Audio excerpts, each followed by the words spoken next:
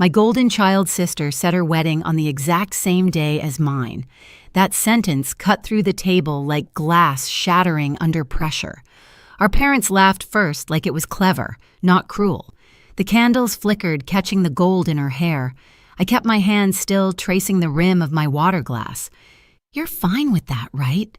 she asked, voice soft and venomous. I nodded once. Of course. They mistook silence for surrender. What they didn't see was the guest list already waiting in my planner. 2 months later, that same table would fall silent for a very different reason. The first time I realized silence could keep me safe, I was 8.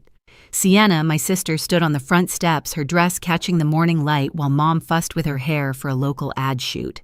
"Smile wider, honey," Mom said, voice warm, eyes soft. Behind them, I held the lunchbox I'd packed myself, waiting for someone to notice. No one did. At school, I worked hard. Grades were my way of earning space. When I came home waving a test marked 100, Dad barely looked up from the newspaper. "Don't make your sister feel bad," he said. His voice was flat, but the words cut clean. I folded the paper, careful not to crease the red ink, and slipped it into my desk drawer. That became a habit, folding anything that proved I'd tried. Sienna was always the golden one. When she failed a class, Mom blamed the teacher. When I aced mine, she said nothing. On my 13th birthday, the cake had her name on it, too. "We thought it'd be fun to celebrate together," Mom explained. Sienna blew out every candle before I could touch one. I learned to clap for her even when it burned. Our father worked long hours at an insurance office. He came home smelling like ink and disappointment. I became useful washing dishes, checking bills, managing the quiet parts of the house. He liked that. "You're reliable," he'd say. It never sounded like love. In high school, I developed a crush on a boy from my math class. I told Sienna once, just once, while braiding her hair. She smiled into the mirror, then went out with him the next week. When I cried, Mom said, "Don't be dramatic. He just prefers pretty girls." That was the night I stopped sharing things I cared about. College wasn't an option. "Sienna needs the tuition more," Dad said. So I got a job right after graduation typing invoices in a gray cubicle. My old teacher, Mr. Ellis, helped me apply. "You're sharp, Bonnie," he said. "Don't let them make you small." I thanked him, but small felt safe. I moved out at 22 into a one-bedroom apartment downtown. It was quiet white walls, ticking clock shelves lined with color-coded files. I liked the order. I woke up early, made coffee, checked my planner. Every entry was written by hand. I didn't trust memory, it bends too easily. Sometimes Sienna called not to ask about me, but to brag. Her new car, her new dress, her new followers. Our parents adored her stories. "She's doing so well," Mom said once. "You could learn from her." I nodded as always. Silence kept the peace. But inside that quiet, something else grew a precision. I learned how to wait, how to listen, how to notice what everyone else missed. The folded papers of my childhood turned into the lists and receipts of my adulthood. Proof stacked neatly in drawers. That was when I understood silence wasn't peace. It was preparation. The call came on a Tuesday night. Rain tapped against the window while I updated the guest list on my planner.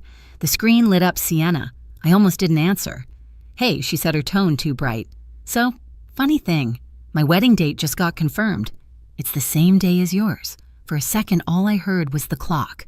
"The same day," I repeated. "Yeah. But you're doing something small anyway, right? Just family." She laughed lightly. "Our relatives will be at mine, obviously. I mean, it makes sense." The line went quiet long enough for her to notice. "Bonnie, you're okay with that, right?" I stared at the circle of ink on my planner, the one that marked my date.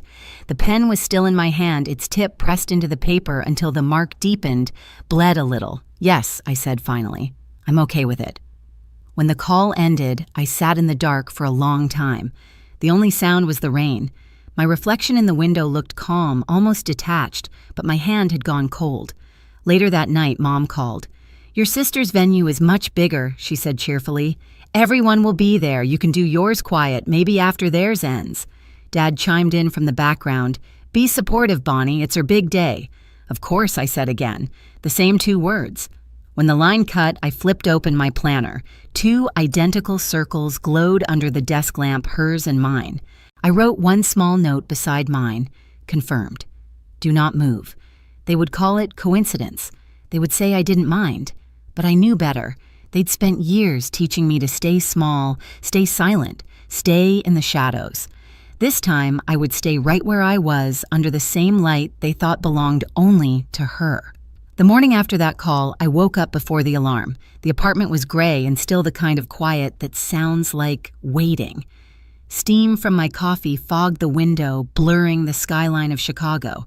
I opened my planner and ran a finger over the word confirmed. The ink had dried smooth. At 8 sharp, I walked into the office. I'd been at that company 9 years long enough to know how to make things happen without being noticed.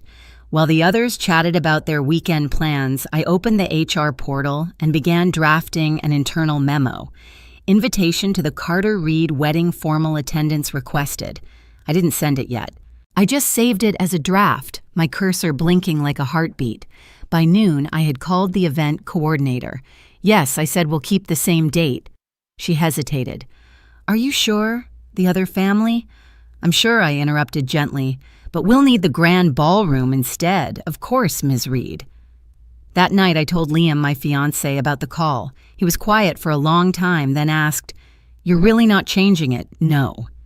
He nodded once, his expression unreadable. Then we do it right.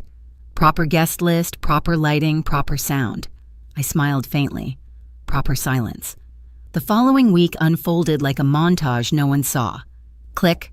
The sound of my keyboard as I finalized the HR email. Swipe, the pen marking each confirmed RSVP from executives and department heads. Print, the stack of envelopes sealed with gold wax. Check. Payments cleared for the ballroom, catering, and live music. Every task felt exact. Deliberate, the rhythm steady and cold. Silence, I realized, was not absence. It was control. Mom called again midway through the week. Your sister's reception is going to be beautiful, she said. You'll come by to help set up, won't you? I looked at the file of invoices beside me. I'll be busy that day, I said. Busy? But it's her wedding, yes, I said softly. It is. She didn't notice the difference in my tone. She never did. At night, I'd spread everything on the dining table, the seating chart, the printed guest list, the timeline for the ceremony. Liam sat across from me, reviewing details. You're sure this isn't too much? He asked once. Not enough, I replied. He smiled slow and proud. Then let's make it perfect. We visited the venue together a week later. The grand ballroom stretched wide and luminous chandeliers scattering light like ice. It's elegant, I told the manager, but keep it understated. Yes, ma'am. I touched the fabric of the drapes, thick, ivory soft, under my fingertips. No excess decoration. I want people to hear the quiet. The staff looked puzzled. Liam didn't. He understood. Each night I recorded small details, the final guest count, the seating for Mr. Carter, Liam's father, the CEO. I adjusted schedules, reserved parking for senior executives, arranged for live musicians from the company's charity gala list. Every name I added made Sienna's guest list thinner by default. She and her fiancé Noah had chosen the same venue complex, 2 halls, same floor. She thought it would humiliate me. When the final confirmation email arrived from HR attendance mandatory for all upper management, I read it twice, then archived it. One evening, I found an old box in my closet. Inside, among old papers, was the folded test I'd once hidden as a child. The red 100 still glared through the creases. I unfolded it carefully and laid it flat on the table. Next to it, I placed the current wedding schedule rows of printed names, sealed approvals receipts. Same shape, same order, different meaning. Liam walked in and paused. What's that A reminder? I said. He looked at the paper, then at me. You're calm, he said. I learned from the best. Your family, no, I said. They're mistakes. The night before the wedding, I barely slept. I ironed the dress, checked the planner one last time, and placed it by the window where the dawn light would hit first. The city outside was quiet, traffic muted. I watched the sun rise, its reflection turning the glass gold. At 7 a.m., my phone buzzed Mom again. Your sister's so nervous, she said. She keeps asking if you're jealous. I'm not, I said. Tell her not to worry. I won't get in her way. You're such a good girl. Mom sighed relief in her voice. I hung up before she could hear me whisper, not anymore. In the stillness that followed, I could almost hear the next day breathing, waiting. 2 weddings, 1 date, same address. They thought it would crush me. They didn't realize they'd just booked a front row seat to their own silence.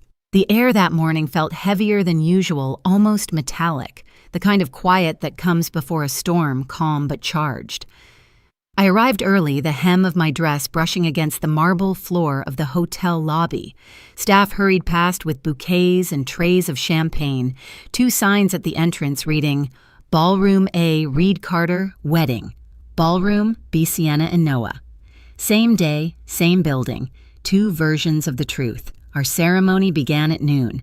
Guests filed in, voices low, the air humming with polite laughter. I watched the rows fill Mr. Carter near the front, his colleagues, Liam's friends, my co-workers. The room glowed under crystal chandeliers. When the string quartet started playing, the sound vibrated through the floor like a heartbeat. Upstairs, a florist whispered to a passing waiter, "Didn't half the guests cancel on the other wedding?" The waiter nodded. Something about a company event. By the time the vows were spoken, the other hall was nearly empty. When I turned toward Liam and said, "I do," the applause was soft but full, a sound that felt earned. Through the tall windows, I caught a glimpse of Sienna in the courtyard below her gown. Brilliant, her expression fractured. Noah beside her, pacing his phone pressed tight to his ear. Half an hour later, as our reception began, they entered. I noticed them before anyone else did. Mom, Dad, Sienna, and Noah all dressed for the wrong room. Their faces shifted when they saw the crowd, the executives, the press photographers, the Carter family gathered together like a constellation of power. Sienna blinked, trying to process. Why are all my guests here?" she whispered. Noah's voice cracked. "These are my company's clients. Why are they here?" Mr. Carter stood, then his presence quiet but absolute. "It's strange, isn't it?" he said. 2 weddings, 1 date, but only one of them is my son's." The microphone on the stage caught his words, sending them across the ballroom. A silence spread clean and absolute. Mom's smile faltered. Dad tried to recover. "We didn't know." Mr. Carter turned toward them, his tone mild. "You didn't have to. Some people only understand order when it stops including them." Sienna reached for Noah's arm. "Say something." He stepped back instead, his collar tight. "You told me this date would humiliate her." Sienna's voice shook. "You agreed." Their argument spilled into the quiet like static. Guests exchanged looks. Cameras flashed. I didn't move. I stood by the table, glass in hand, the same posture I'd held during the dinner where it all began. The reflection of the chandelier flickered on the surface of my drink. My planner sat on the table beside the guest book, closed clean. Mr. Carter spoke again, softer this time. "Let's keep this day for the people who earned it." At his signal, the staff guided the intruders out calmly, politely, the way you remove noise from a room meant for music. As the doors closed behind them, the quartet began a new piece, slow and measured. The tension melted into applause. I raised my glass, not high, just enough to see my own reflection tremble slightly in the wine. Liam touched my hand. "They're gone," he said quietly. "I know." Across the hall, I caught the faint echo of another door slamming, ballroom B most likely. Someone shouting, then nothing. The sound dissolved into the music, into the soft hum of conversation. "They came to see me fail," I said under my breath. Instead, they saw what silence can build. Liam smiled, small and steady, and destroy. We clinked glasses, once not for victory, but for balance restored. The rest of the evening unfolded in calm waves, no speeches, no drama, just the steady rhythm of forks against porcelain laughter that belonged in the right room this time. When it ended, I took one last look around the chandelier light, the guests, the polished floor, where my reflection stood clear and unbroken. The silence they left behind was perfect. The morning after the wedding, the city was washed clean. The skyline glowed pale gold through the window, the streets below damp and quiet. I stood in the kitchen, barefoot, stirring sugar into my coffee. The cup clicked softly against the counter, steady measured. Liam was still asleep. The sound of his breathing blended with the hum of the refrigerator.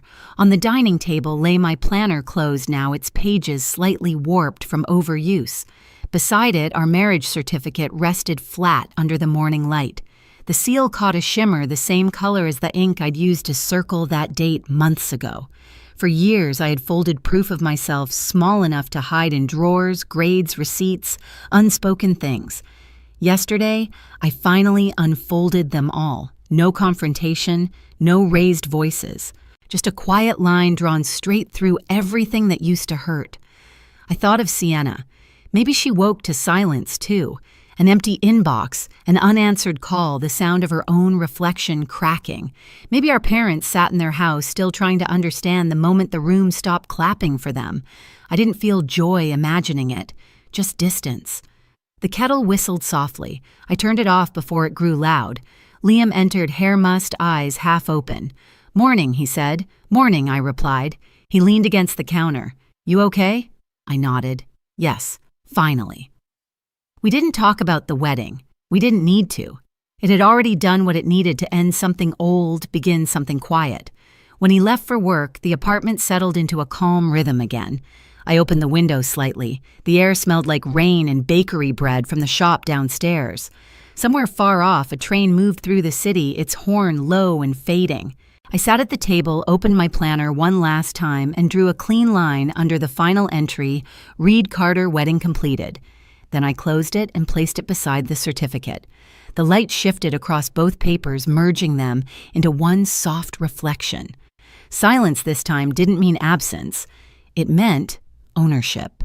In families like mine, power doesn't shout, it withdraws. And when it does, the room finally learns what silence sounds like. It isn't empty, it's earned.